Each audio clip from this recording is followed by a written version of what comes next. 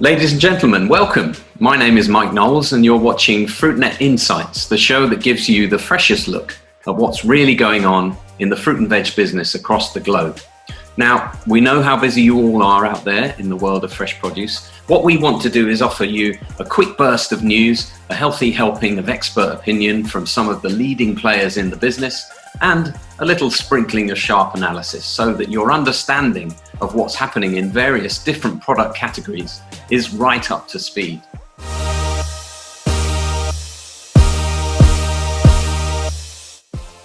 So today we're going to kick things off with everyone's favorite hipster fad gone mainstream.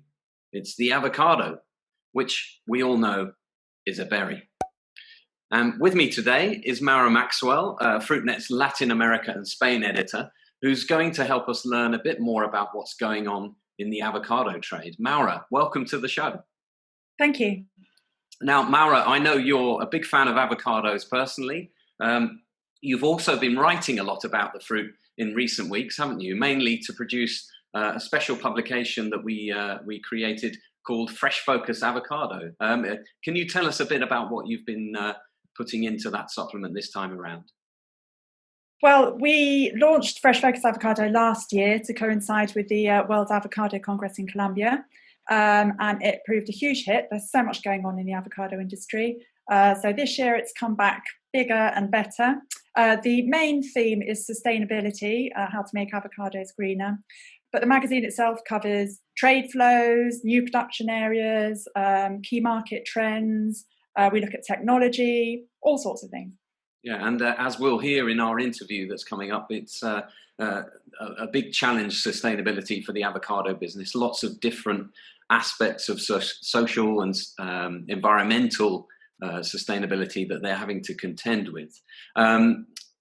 You can get your copy of Fresh Focus Avocado in a couple of ways. You can write to subscriptions at fruitnet.com and request a print copy. But we've also launched a new app, haven't we, Maura? So that's available on the smartphone, on a tablet, and you can get that by going to the App Store or Google Play and downloading the Eurofruit app, which has been produced by the same people as The Economist and GQ. So it's a pretty good app, good technology. So there we go. Maura, just before we go into our main interview, which we did earlier today, we thought we'd have a quick look at some of the avocado news headlines that have caught our eye in the past few weeks. And we've got a few there, haven't we? The first few that we pulled together were all about shelf life extension technology. And it seems that lots of different companies in avocados are buying into some of these great advances that have been made to extend shelf life. Even in just the past week, we noted Mission Produce, Total Exotics, and Edica all involved in new developments there. One was Avolatte, which has just entered the market, and that was being used by Mission Produce. Another one called Liquid Seal, that Total Exotics have seen positive results in. And Appeal, which is probably the best known name, isn't it, Maura, in shelf life extension, working and extending their commitment with Edica in Germany. And that's quite significant, isn't it? Because it's been a technology that's underpinned the growth in avocados. Absolutely. And the fact that avocados is such a rapidly growing category just highlights the attraction of it for these kind of companies. You just touched on the Appeal trials there. As you said, they've just completed an extensive trial with Edica and Netto, where they were shown to have been able to reduce food waste by 50%, which is a hugely attractive proposition for retailers. Moving on, another interesting development that you've personally written about was in the Canary Islands, which is a place we sort of think about as a supplier of bananas in particular, but they've formed a new association for the avocado growers there, and their production is increasing. Is that right? That's right, yeah. As you'll know, the avocado production in Spain is centred around Vélez, Malaga and Granada in the south of the country. They have water issues there, of course, and so the hunt is on for sort of new production areas all over the Spanish Peninsula, actually. Valencia, Canary Islands as well are looking to cash in on this crop. But just a word of warning there, they also have water availability issues, and bananas get priority at the moment in the Canary Islands. So it will be really interesting to see how the new association, ASQAN, gets on. I see. But I guess starting from a very kind of small base, they can actually invest in some of those sustainability aspects to make sure that their production is future-proof. Is that what you think might happen there? Yes, absolutely. I mean, there's definitely potential for that to happen. Obviously, they're slightly more far away from the market, say mainland Spain. But again, I mean, avocados is such a fast-growing category that everyone's looking to get in on the act at the moment. Understood. Let's move on. There was another very eye-catching headline which I saw on Fruitnet just last week, which was the first Ethiopian avocados have reached Europe by train, or they're certainly on the way. Have they made it to Europe yet, Maura? Do you know? Not yet. They were sent last week. Right. This is part of a new initiative, which is kind of collaboration between the governments of Ethiopia, Djibouti, and the Netherlands. Ethiopia's got something of a fledgling avocado industry, and what the country is doing now is developing its core logistics network, which is vital to opening up its avocado trade. So the first consignments, I think, left last Saturday. They were popped on a train and sent over to Djibouti.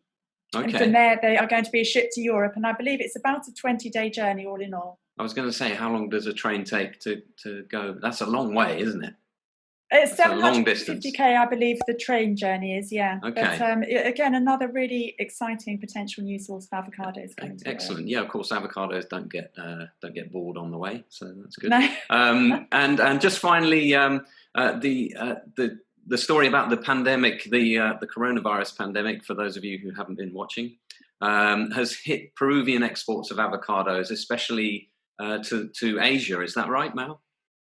That's right.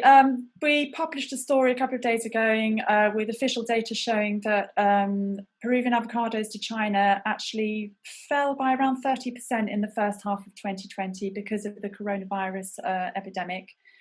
It'll be really, obviously it caught it right at the time when China was in shutdown, during January, February, March. Now that, we've progressed a few months, it will be really interesting to see what happens for the remainder of the year.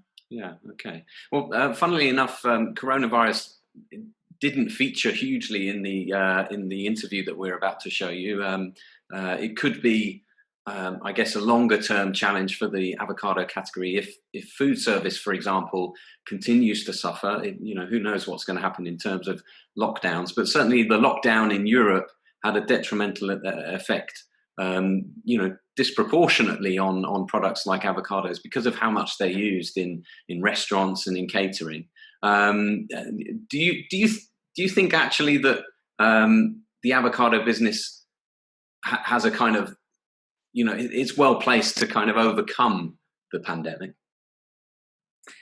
I think so. I think, now that the product is sort of moving more and more into the mainstream and becoming a regular feature of more people's shopping baskets, the hit that they did take, certainly on food service at the beginning of this year, was something they were able to withstand. It would be surprising if we went back to the days of total lockdown that we saw before, just from an economic point of view. And also, companies have proven remarkably resilient in sort of rechanneling product, whether that means like sending extra product to retail, whether it means food service companies themselves and restaurants, doing delivery or finding other ways to get their products out. So in a way, it's been a baptism of fire, but it's showing a lot of innovation within the sector. One thing, just touching on coronavirus though, that we didn't talk about either, is the fact that it has pushed up production costs quite significantly. And logistics costs, just in terms of maintaining social distancing in pack houses and what have you. There's no doubt that there's a global recession on the way, and that will be very interesting to see what impact that has on avocado supply as well. Absolutely, and how kind of keen consumers are to maintain that healthy diet, as if they're having to tighten the purse strings, are they still prioritizing the healthy foods that they've been eating up to now? We will see. So as I mentioned, coming up, we have a fascinating interview with three people who are very much at the heart of the action when it comes to supplying and selling avocados, primarily here in Europe, but as you'll hear, also to other parts of the world. And they've really got their finger on the pulse as far as what's happening, what's going to happen in the next 10 years. So on the call, we had Paulina Theologou, Group Commercial Executive at Westfalia, a major player known to many of you in the avocado business, based in South Africa. We were also joined by Graham Young, Managing Director of UK business Greencell, which is also part of Westfalia, and he has another role as CEO for Europe at Westfalia. And then we were joined also by Enrique Colilles of Spanish company Trops, which is one of the largest producer suppliers in Europe, possibly the largest in Spain. Is that right, Maura? I believe so, yeah. Yeah, okay. So without further ado, let's take a look at that interview now.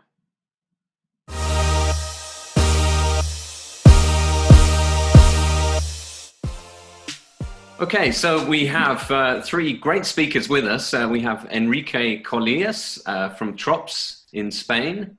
We have Graham Young of Greencell, also the CEO of Westfalia Europe. And we have Paulina Theologou, who is down there in South Africa, also for Westfalia. Thank you to all of you for joining us for this Fruitnet Insights market update on avocados. Now, it's clear that avocados are a star performer in the fruit business. The annual consumption in an established market like the US has tripled between 2001 and 2018 to over 3.5 kilos per person. Here in Europe, where we are, those are figures that I think we're still dreaming of. We're a little way behind.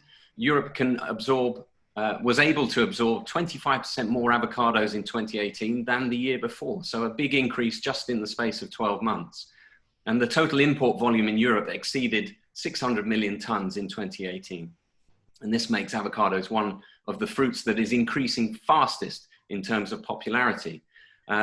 We also saw some reports recently that indicated Peru and South Africa in particular exported a lot more avocados through the summer season in that year. And really in Europe, since around 2012, there's been a massive increase in consumption, obviously sparked by greater interest through social media in particular, and also greater interest in health. But that's not the entire story. And what we want to do is speak to Enrique today, Graham and Paulina, to get the real insight into what's going on.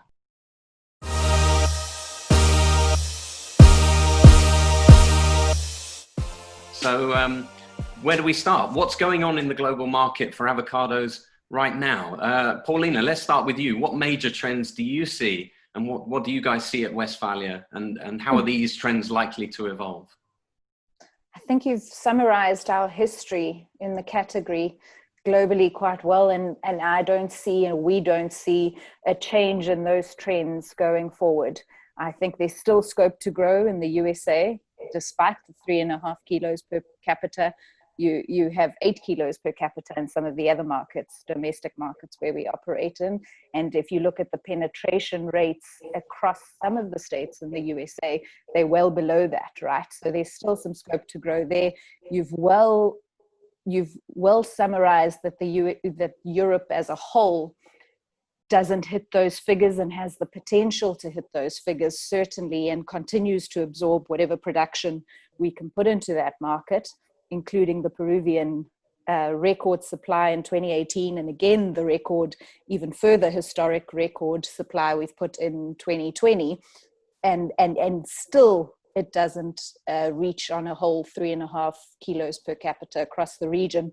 More importantly, it doesn't remotely hit that figure if you look at different pockets where the penetration and the marketing is not yet being focused on. So what I see happening and what we see happening and we are focusing on is to look at the markets where the marketing and the penetration and the supply is not necessarily fully formalized in Europe, in USA, in some Asian markets, which I think we'll talk about at some point, and to look at how we can replicate the history, which is nowhere near mature in our humble opinion. So it seems there are kind of two things going on here. There's the markets which have already shown promise. The US has been there as an established market for a long time, but actually what's happened is we've seen Mexico overtake Chile to become the leading supplier there. So there has been a change in that established market.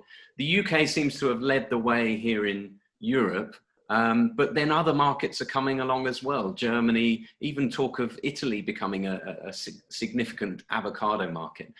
Graham, when you look at what's happened in the UK, you know, on what kind of part of the spectrum is the UK avocado market? Do you see it as an area where growth is going to slow and be a bit more gentle in the next few years, or do you see you know, the same level of growth happening in future?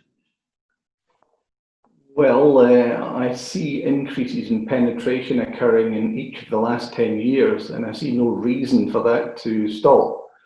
Currently within the UK, there's about 40% of people who buy avocados at least once a year. And all the indications are that those are increasingly moving towards what you would call heavier users rather than light users. So the per capita consumption we also see going up in the UK, as well as the penetration. So those two factors together equal demand. And the demand curve is continuing to grow. It's very difficult to put an absolute figure on it, but I think that you can quite easily replicate a 12% growth for the next 5 years. And that means a significant investment in infrastructure, logistics and marketing in order to cope with that type of future demand curve. So within the UK, I think the future is healthy. As you quite rightly point out, the UK is, in European terms, is slightly behind France in per capita consumption, but ahead of Germany. The UK is about 1.5 kilos per head consumption. Germany is about 0.9 at the moment. But Germany shows every indication, together with Italy, of starting to develop an avocado habit, a good habit, not a bad habit. And so the future looks bright in quite a number of areas around Europe. Paulina, is that the crucial thing? Is it about forming habits and encouraging consumers? Let's take Germany as the example, to try and change the culture of eating and try and include avocados in more of their dishes, more of their meal times. Exactly. I think the point is that it's undisputed the health benefits of our category and also the substitutability of avocados once it's been incorporated in your diet, right? So our space in the fresh produce category is not one of an impulse purchase product. It's one, once it's incorporated, it's about driving further penetration and showing the versatility of the fruit, showing that you can eat it at any meal, whether it's starter, main or dessert, showing how to increase that. But once it's incorporated, it's hard to take out and it's hard to substitute. The substitution products for avocado is guacamole in most households. So it's about getting that marketing up. But importantly, I would say the marketing needs to go hand in hand with both market access and production ability. So to the extent you get a consumer wanting the product, and as you've seen, Peru's put a lot of product into the market, which has been absorbed in 2020. If we cannot continue to give them what they require, then it will fall away from the essential shopping basket. So the more markets that have access and the more that we can continue to have availability of the product, that will complement the marketing to penetrate into the household. So I completely agree, but the two need to go hand in hand. And the final point I would say is that the consumer experience needs to remain at a certain level.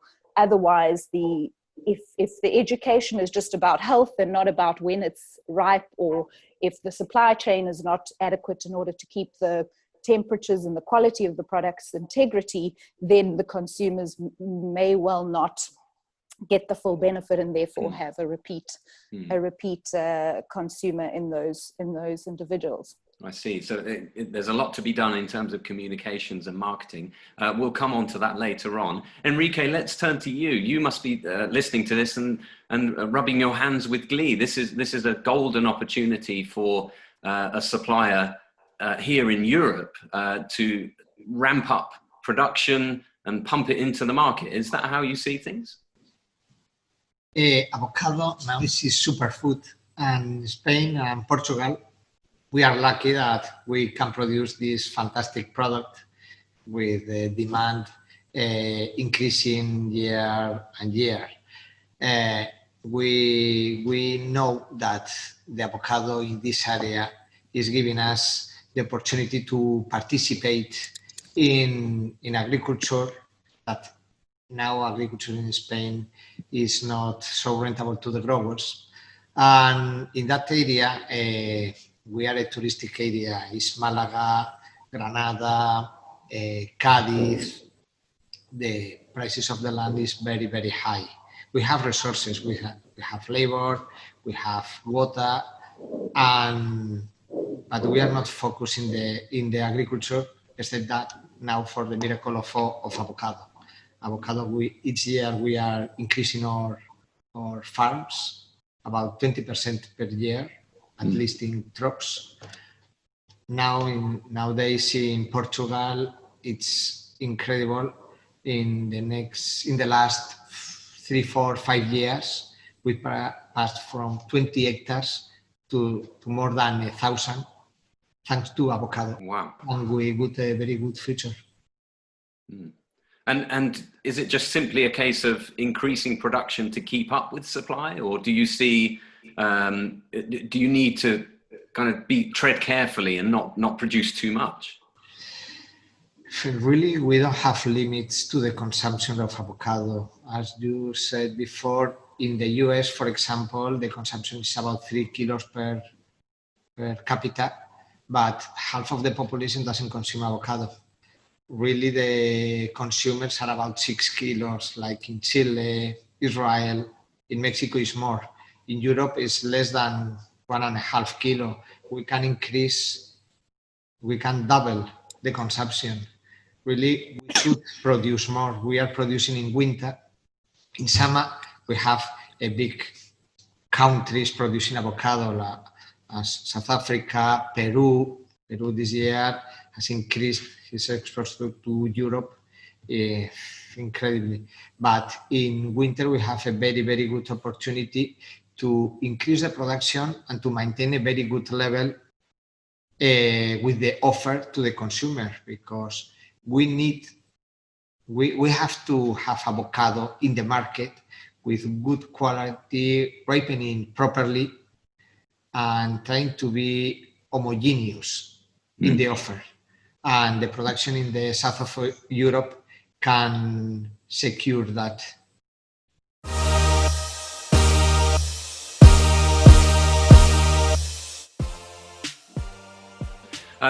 Graham, when you look across Europe in your role as CEO of Westfalia for Europe, which specific markets excite you the most in terms of the future opportunity for avocados? Well, as your previous guests have indicated, there are certain countries that seem to pick up in the avocado habit a little bit in front of some of the others. But there's some real giants out there. The largest population by country in Europe is Germany, roughly 85, 90 million. And they really are beginning to display the characteristics of a fast growth market. So Germany excites me a lot. Spain, where Enrique is based, excites me a lot because, not only do they grow great avocados there in Spain, but they're beginning to consume more and more, It's slightly away from the traditional Mediterranean diet, but very much a protein substitute, healthy, slightly indulgent, and working extremely well. Italy, the north, not so much the south. Italy, with its population, moving from green skin avocados very much towards Hass avocados now in the industrial northern belt, and showing great signs of increasing volumes of avocado per head. And then, for a different reason, but one shared with Enrique, the benefits of growing in Portugal are obvious to all that are involved in this trade. So we've established one of the largest contiguous avocado farms in Portugal in the same window as the Iberian Peninsula and Spain. And so we're very excited about the benefits coming through from that investment. Graham, can you just spell out for those of us who don't know, what is the attraction in Portugal? What is the advantage that Portugal has? In the correct parts of Portugal, one has access to abundant, sustainable water.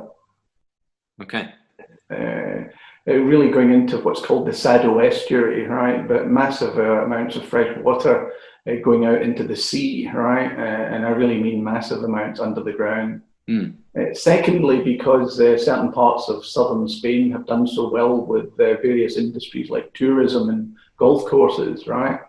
It's also true that maybe labour is more difficult to find these days in certain well-advantaged parts of southern Spain. And hence the abundance of water, the attraction of ready agricultural labour, together with, I have to say, land prices that on a contiguous fashion, I mean large farming farms all in one piece. The attractiveness of the land purchase price in Portugal really is the icing on the cake. I see. And Westfalia, are you investing there in Portugal, among other places? Yes, we began to invest there in a contiguous farm 5 years ago. Okay. So in recent times then, but with a view to developing production to satisfy that demand that's growing in Northern Europe as well. Exactly, as Enrique says, you know, the summer period is quite well supplied from the giants of the avocado world, you know, the Perus, the South Africa. The shoulders of that are beginning to attract Mexico, the largest avocado producer in the world. But Enrique is quite right. Once we get into the European winter months, it's very, very attractive to find avocados grown in the Iberian Peninsula to meet what has been an expanded demand from consumers all over Europe. I see. Maura, perhaps I could turn to you here because you speak to a lot of people in Spain on a almost daily basis, and you've been producing this wonderful Fresh Focus Avocado supplement, an annual special publication all about avocados. When we talked before, we talked about the fact that avocados really isn't a seasonal product. It's a product that is there in good supply all through the year, theoretically. But actually there are overlaps in terms of supply that where things are becoming more competitive. Perhaps you could tell us a bit more about what you've seen happening in Spain and other places. There's an awful lot going on in avocados. Yeah, you know, consumption demand is increasing, but global production is increasing at a phenomenal rate. Look at countries like Colombia that are really taking off now, and they're likely to follow a similar kind of growth curve to Peru.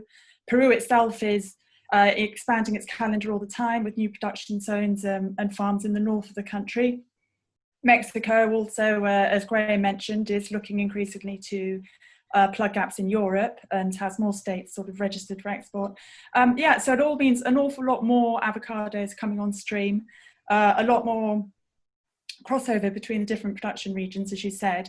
And I think while demand is increasing at the rate it is, that's fantastic. But I don't think we can get away from the fact that, you know, it's a mainstream product now. Commoditization is going to creep in, all the more so because it's just a single variety. And it's just a question of how we keep on growing consumption and tapping into those health benefits and nutrition, and, you know, keep the sector profitable. Now, of course, some would say it's not a single variety category, but I hear what you're saying because Hass has really driven the avocado market in the last decade. Paulina, do you agree with that there's a danger of commoditization and that's something you have to guard against?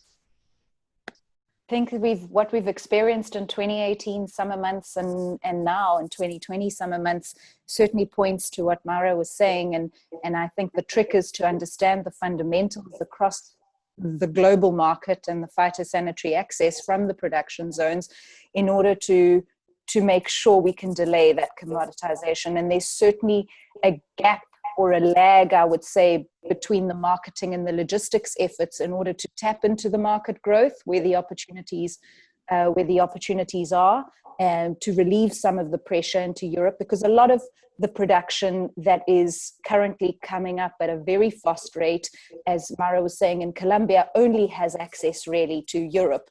Similarly, Peru can go everywhere, but South Africa can only go to Europe. And so, of course, Colombia can go to USA and to China, but a very small portion of it can compete in those markets. So the reality is we need to make sure that we understand the market growth and we understand the production growth, but how do we make sure that there isn't a glut in the market at a certain point? So I think we will experience crashes as we did this year, but overall, when you look at the annual growth of the category in terms of volume and you extrapolate the price every single year, it does this, which shows that we have some room to marry the demand and supply. And for me, that's north of 10 years before we see a commoditization of the category, and even longer if Asia takes off in a big way. You know, we cannot ignore the populations in China and India, and if the avocado is incorporated in their diet, we do not have enough supply for them. Okay, so that's the golden or green opportunity for avocados in that next decade. Let's talk about emerging markets then. You've mentioned India, which I suspect is some way off in terms of its opening and development. But what about other markets? I'm thinking, for example, the Middle East, where there's an established, food service element to the market. Other markets as well. Paulina, where do you see new demand emerging in the next 5 years or so? We've touched on US and Europe, which I think are what we'd call first tier markets. But in the second tier, I would certainly say it's Canada and Japan. And we've seen some real impressive growth after a bit of a stagnation in Japan recently. We've seen some real impressive growth with some good returns to Mexican and Peruvian growers. So that certainly is attractive for a lot of the Latin American growers who are looking for an alternative to Europe when there is a glut. Canada is impressive, about to go north of 100,000 tons and still under penetrated. Then I would say the third tier markets in terms of size are much smaller, but growing at very impressive rates in the last 5 or 6 years. And those include China, South Korea, the Middle East, as you well say. They are very specific characteristics that you need to take into account. So for example, Peru to get into the Middle East just makes no sense. But South Africa has a great outlet in the Middle East. So as that market grows, it's dwarfed by Europe at the moment, and it has a small percentage, and it also likes a certain bigger size, which is compatible with Europe. But as that starts to level out, or at least grow a little bit more, I think it will afford a bit of that, a delay in the commoditization of our mainstream product. And I'd say China and the rest of the Southeast Asian countries like the smaller fruit, which isn't necessarily, and pay much higher prices for that at the moment, although it is a much smaller amount that is going to them. It does allow some relief to the growers when there is that dip and crash at the moment. So as we see that come off, if it's done properly, I think we have a good 10 plus years in the category of strong growth. Just a couple of things there. So Peru's challenge in the Middle East, is that a mainly logistical thing? Okay. And then in Asia, how do you explain, why are consumers looking for smaller sizes? Do you have any kind of insight into why that would be? It's difficult to grow a category when there's a lot of variety on the market, and there's a lot of different handlers with all the different variety, and even Hass looks different between Peru and Mexico, and if they're all going to. So as the market is developing, it's easier to develop it with a product that looks homogeneous, and it is more a supply chain demand than it is a consumer demand, because the consumer experience we're trying to keep, as an industry overall, we're trying to keep stable. And so it's not necessarily a consumer request, although I will say the quality demand out of China relative to even Japan or the rest of the world is really, really premium. That is something that comes from the consumer. The rest is really in order to facilitate the growth and a supply chain request. Yeah. And are you managing, as you look to develop China in particular, are you managing to get the right level of supply in from different parts of the world to get that in year round, for example, or is it just certain times of the year? I think my colleague Graham's already explained that we struggle to meet demand in the winter months in Europe. So we're certainly struggling even more in some of the newer markets. Absolutely. Yeah. And Enrique, let's turn back to you. The opportunity outside of Europe, is that important to Trops? Is that on your radar? Not really. Spain and Portugal are the only countries in Europe who produce avocado. Or travel time from the tree to the consumer is very short, 2-3 days. That gives us a competitive advantage, a huge competitive advantage. I think we are proud to think that our avocado tastes better than the rest of the world, but it's easier because we are so close. We can improve our logistics to reach each customer with its necessities. We are working a lot in ripening technology, in logistics and chain cold to increase the power of advantage. That is, we are so close. If we try to sell fruit in India, China, we are not competitive against other countries like Peru, Chile, South Africa. We are focused in Europe. We try to be good in Europe and to have satisfied consumers, not out of Europe. Understood. So Graham, the emphasis for you as let's say a more global company is to deal with that growing supply within Europe and expand and diversify across the globe so that all of your production can find a home. Is that too simplistic? It's the nut of what we do, and as you just said, it's quite difficult to get that squared in all those regions with all those customers, with all those consumers. But that's what Westfalia sets out to do. It's a global business, and with requirements all over the world, and we work very, very hard and continuously to match our production to the demand, and to even run our promotions in a coordinated fashion to fit into when we have peaks and troughs in our production.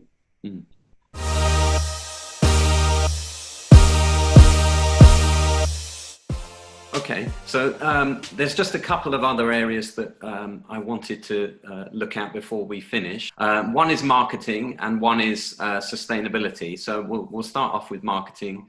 Maura, do you have any questions that you want to ask about either of those two? Just on the question of marketing, I mean, the House Avocado Board has done such a fantastic job in the US of positioning avocados as a healthy product when, they did originally have quite a bad rap in terms of their high fat content and what have you. And I just wonder, I know obviously we've got the World Avocado Organization now, but whether the approach in Europe, I don't know, there's a way of kind of, doing that whole joined up approach in Europe as has been done in the US, although I appreciate it's lots of different markets. Okay, so Graham or Paulina or Enrique, do you want to answer that? And why don't we go to Paulina first then? Right. A few comments before I hand over to my colleagues. I think from our perspective, the World Avocado Organization is highly effective, or has been able to be effective with their budget dwarfs the House Avocado Board, as does the market, because it's directly correlated to the amount of product that they tie into their membership, right? So with what they have been very useful in marketing, but it would be fair to say that whatever the Hass Avocado Board does in the USA, to the extent it is leverageable across the world, we do that because it's all public, right? So for example, when there's a study that is funded regarding heart health and it is marketed, we can use that, or the water studies that are happening. And there is a certain amount of that spend that can be used globally, whether it is funded just for that market or not. So that's the first point. The second point is that I think it's very generous to give the Hass Avocado Board the compliment that they changed the perception of health regarding fat, but I think it's a general world health trend. The paleos and the vegan trends that are beyond our category have really benefited our category, and they've managed to very effectively capitalize on that, and we can certainly learn from that and are benefiting from that. I'd just like to pick up on that point because that's interesting. The fact that that health message has almost been fomented outside of the commercial side of things, outside of the companies. The companies and organizations have done their best to steer avocados in that direction, but actually it's been social media influencers, Instagrammers and so forth who have taken that message and run with it. And it seems like a category that has a kind of there's a third party at play, which is the consumers and all the marketing, the social media around it. It's not a company or an organization that sits and decides, well, here is what we're going to do. Or is that wrong? Do you sow the seeds and then it grows out there in the wild? Graham, what do you think about that? I think you've hit right into something that we've all benefited in all of the companies today. There's an informative aspect and there's a persuasive aspect. People expect companies to try and persuade consumers to come their way. But in truth, some of the academic work, some of the scientific work, some of the health work that's gone on independently of all of it, right, has informed the consumer about the benefits of avocado. And Enrique mentioned it right at the start when he said it was a superfood, which there are issues around that term. But the truth of it is all of those informative health benefits are now widely known to consumers. Now, where does the Instagrammers come in? Where do the millennials come in? Where does photography come in? Where does this sort of wildfire of, if you like, marketing happen without all of our companies triggering it? And the truth is, you mentioned meal occasions. The avocado has entered into the breakfast meal occasion with smashed avocado. Smashed avocado and toast is everywhere over those media outlets. And I think all of us around the table have developed products because of the consumer demonstrating those to us. We're developing added value smashed avocado with hyperbaric controls for product safety, HPP. Enrique's doing it, I'm doing it, Paulina's doing it, we're all doing it. And that was led by the consumer, not by us. Okay, so there's actually a back and forth going on here, that you're reacting to how the market is behaving, and developing new ideas, and then hopefully that will generate even further growth. Enrique, what about you at Trops? You know, Trops does a lot of marketing. I know it makes good use of one celebrity footballer who grows grows fruit down there for you in Malaga, Mr. Hierro. Enrique, what does your company do in the next few years when it comes to marketing? What's the plan to get avocados even more popular? Avocado has to say thank you to the Hass Avocado Board, as you said before, because they have researched a lot about the scientific support of the nutritional properties. We try to get advantage of that with social media, publicity. We are lucky to have Hierro as a member of Trops. It's not all him though, is it? No, not only him. But we try, Trops as a growth organization, try to develop in first place the local economy, the south of Spain and Portugal economy. giving security, financial security to the growers to increase his economic level. Than they are small growers. In other parts of the world, the growers has 200,000-300,000 hectares. In the south of Spain, the average farm is 2-3 hectares per grower. And with avocado, they can have a dignity, a good incomes, and they can work and live with avocado. Our aim is to develop the security in that business to increase our volume. We are now about 40-45% of the Spanish production. We like to increase it. I'm not going to say 100%, it's impossible, but 70, 80, we are working very hard to get it. And we are so not happy, we are lucky to have avocado as a business, because as Paulina said before, it's not a commodity. We have, 5-10 years in develop this category of fruit to include it in our daily diet.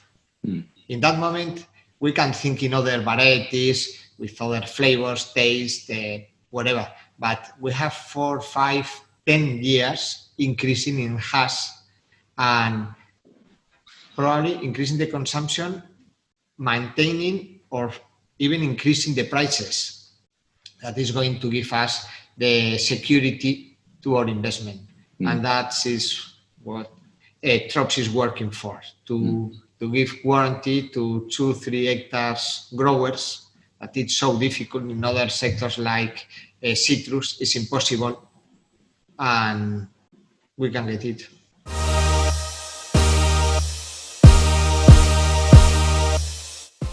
Well, that's hugely positive, and obviously that's the I keep saying a golden opportunity for avocados across the world, but there is also an imperative there that you've alluded to, which is the social contribution that the industry makes back to growers in particular. And that takes us neatly onto the last area I wanted to explore, which is the social and environmental challenge, really, that is there for avocados. We've mentioned also water. Graham, you were talking about Portugal and how that has a good supply of water. That's something that is almost at the top of the list for avocado producers and suppliers these days. Maura, when you put together your special publication, Fresh Focus Avocado, sustainability was a word that was almost written on every page. Is that right?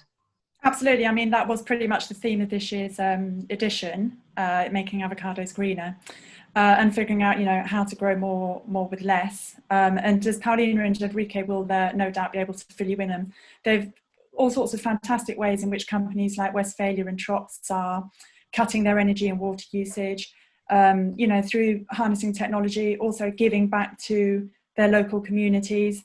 And I suppose just this year, especially the coronavirus pandemic has just thrown the whole issue into even sharper relief, really. And, we need to sort of, accentuates the focus on food security.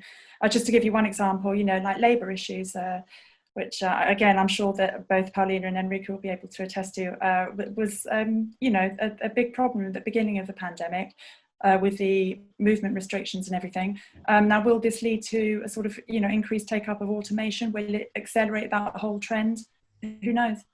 Well, let's explore that. We've only got a little bit of time, but Paulina, the challenge that's there in terms of social and environmental responsibility, it's becoming more important to consumers. It's hugely important to a lot of consumers here in Europe in particular.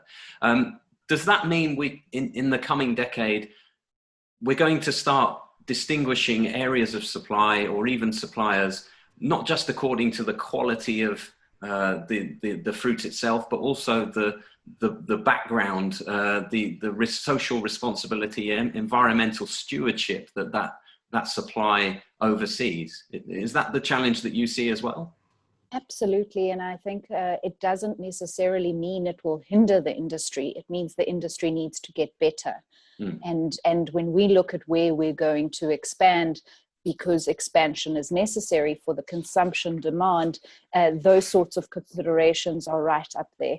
They're not just water and soil health, and I think we've well documented our values with respect to that and our targets with respect to that, but it's also with respect to community development and those sorts of aspects around the world that we've proven can be professionalized and put into the small growers around the world, and that business model can be put into a first world supply chain, and we can get those industries with the right water and the right accreditations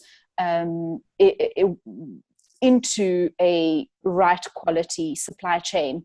And so I think I can give you a few examples. I think Graham's already given one in Portugal and why it was so important to us, but in Colombia, for the same reason that we did it in and many of the industry participants are expanding in Colombia, is because the water availability, the sustainable water availability is obviously not as environmentally taxing at all relative to where we've seen the traditional avocado areas expand. But further to that, and importantly, is sustainability and the social aspect isn't just about water and soil. We have many different criteria that we look at, and in Colombia we went into an area which and in Mozambique, which was quite poverty stricken, previous guerrilla area in the Sonson Mountains, and now we have a thriving world-class farming and packhouse operation which services Europe and will go into the USA as well as of this year, in fact already has, and that is not to the detriment of the environment. It's hard to undo what the older regions have in the end, as the environmental patterns change and the sustainability practices that have been done through smaller growers in our chain. But those things are being addressed slowly but surely and are very high on our priority list. Graham, it strikes me that there's, given the number of places you source from and the number of different priorities there are, the number of different demands there are on environmental issues, social issues, there's a huge amount to manage. There's a huge amount to think about. And yet there's a huge potential there in terms of communicating an example like Paulina's just mentioned in Mozambique, a marketing opportunity. So you're having to invest a lot to manage all these things, but is it worthwhile? Is it doable? Well, when we consider the long term, and that's how we have to look at it in the long term, you used the great word stewardship yourself a couple of minutes ago. And to look at the answer to your question, we use the word custodianship. And we are just simply custodians for 10 or 15 or 20 years. So when we look at our projects, we really are looking out at 60 years to make sure that it's sustainable across the fronts that you've been talking about. So it's not a quick buck in doing as we do. It's a long-term sustainable business that we're developing. And that means when we pass that baton on, it has to be sustainable with our social practices, our water practices, the elements of the earth that we use, and make sure that it's passed on in the best possible condition to the next set of managers. And that's not just a dream wash, that's a hard-headed attitude to business as well. Sustainability is bottom line, and we are not here just to do it in the short term. Well, that certainly chimes with what Enrique said just at the beginning there of that particular part of the conversation, and I like the fact that that reminds me of an interview with, I forget which football manager it was, but there was a football manager who said, "I'm just looking after this club for the next person," and that strikes me as a very humble and very worthwhile and sustainable way of approaching things. So there we are. And I finished up with a football analogy, which is always good. Enrique, Paulina and Graham, I thank you so much. Maura, thank you for joining us as well. Thank you for giving us a good insight into what's happening in avocados. And we look forward to seeing what happens in the coming years in this very exciting category. Ladies and gentlemen, thank you very much. Okay, a great interview, I'm sure you'll agree, with three people who really know their stuff when it comes to avocados. It was a pleasure to talk to all of them.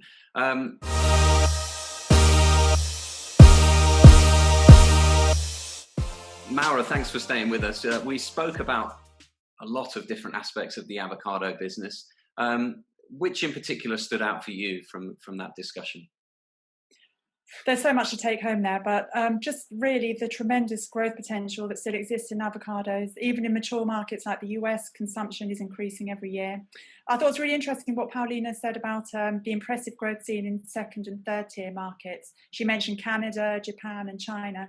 And interestingly, how they are increasingly helping to relieve pressure on the European market during key parts of the year, notably the summer months.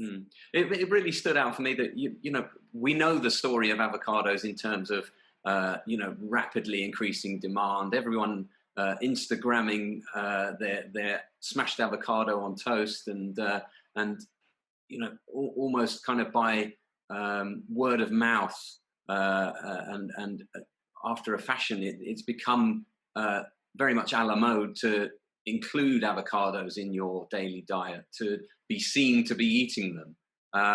But you know, that consumption is increasing, and just as well, because the supply is taking off. We're hearing about lots of different places around the world. We heard Mozambique. We talked about Ethiopia before. You know, we're seeing lots of investment in places like Colombia. So it's just as well that let's hope they're right, that there's a decade or so to keep growing while expanding into other markets. And, you know, China will be key, because that will open up a lot of new demand. Maybe the Middle East, and longer term India. There was that tantalizing idea that India, consumers in India might suddenly get the idea and do what we've been doing, what us hipsters have been doing in Europe. But there are also good opportunities in Europe, aren't they, Maura? No, absolutely. And I think what came through loud and clear was that in the winter months, there's definitely an opportunity there to increase European supply and get that into the market. I just want to come back to what you said about Colombia and Mozambique.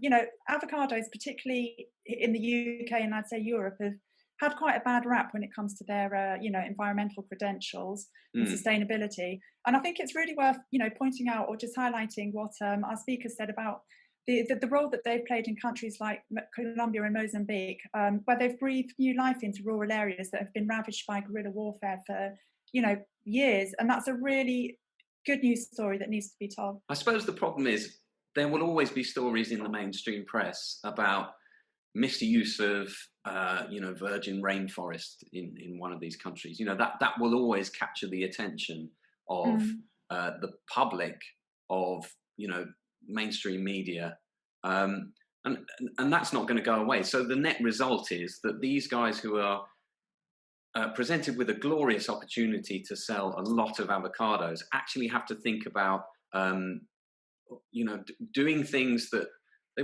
wouldn't commercially necessarily have to do. They don't have to go and invest in CSR communications, you know, tick all those boxes in terms of social responsibility. But it does actually make sense to do so, doesn't it? Absolutely, yeah. And in terms of the environmental aspects of sustainability, I mean, they've almost become like an inbuilt feature of the sector. You know, it's almost second nature now that it's such a highly developed. There's no denying that there have been issues in certain parts of the world. You know, Chile, Mexico, there have definitely been some detrimental impacts of avocado production. So, you know, it's of black course, and white. But of course, a lot of companies, actually the ones that we tend to talk to do tend to be the ones who are doing the right thing, because almost as an exercise in self-selection, that the companies who are doing the right thing put their head above the parapet and say, we are proud of what we do. You know, in normal times when we're at trade fairs, they're there, you know, telling the world that they've got great avocados, and and they're doing right by the people who produce them and the countries that supply them. Absolutely.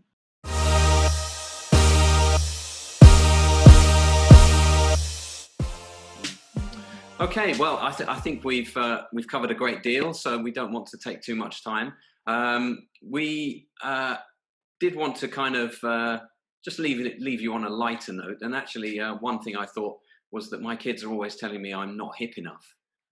So I thought, what better way to prove them wrong than to make an Avolatte, which has been one of the unexpected stars of the avocado category over the last few years. Obviously not a fresh product, but yeah, I'm going to look up the recipe. While I do that, though, I want to show you a brand new TV advert, which is from Italian importer Battaglio. And the reason I want to show you this is it's emblematic of the new growth potential that we've heard about here in Europe. It's an up-and-coming market, Italy. It also involves a new and up-and-coming supply country, Colombia, where Battaglio has set up a joint venture in the past 2 years to plant around 1,000 hectares of Hass avocado trees. And this advert is airing, it's airing right now. It's airing for 3 weeks in August. And the idea is to boost awareness among Italians who, let's be frank, are not nearly as familiar with the avocado as their friends across the Mediterranean in Spain. And so for that reason, the message of the advert that you're going to see is, it's not a mistake, it's a Battaglio avocado. Let's take a look.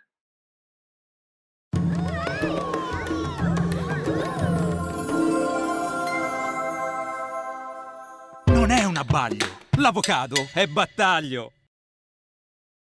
Okay, welcome back. You'll be pleased to know I have found the recipe for an avolatte, and Maura, I'm pleased to tell you that it's 1 avocado shelled out, and then you ruin it with an espresso and some hot milk. Couldn't be So what do you simple. do with the avocado pulp then? The avocado I did eat at lunchtime. Okay. I must admit, I did save the skin. No wastage. This will not save my skin as a business journalist. But anyway, I don't know if you can see that. Maura, tell me if you can see that. Up a bit. Oh, yeah, I see that. I don't want to tip it. But anyway, so there we have an avolatte, my first avolatte. Would you believe this is the first one I've ever made? Cheers. Okay. It's not as good as a normal latte, I would say. But not as bad as you expected. No, certainly not. And it's certainly no slight on the avocado business. So I just want to point that out. But in terms of a marketing device, I would say you guys in the avocado category, it's back to the drawing board. Okay. Anyway, enough frivolity. That's it from us here on Fruitnet Insights. We hope you enjoyed it. Thanks to Maura and to all our guests. And if you want to see more, I hope you do, just subscribe to our YouTube channel. And also, please do sign up for our Fruitnet Daily News email, which is completely free. Just go to fruitnet.com/Eurofruit and you can find the link there. That will keep you in touch with everything that's going on in the fresh produce business. Take care, everyone. Thank you very much for watching, and we'll see you again soon for more Fruitnet Insights.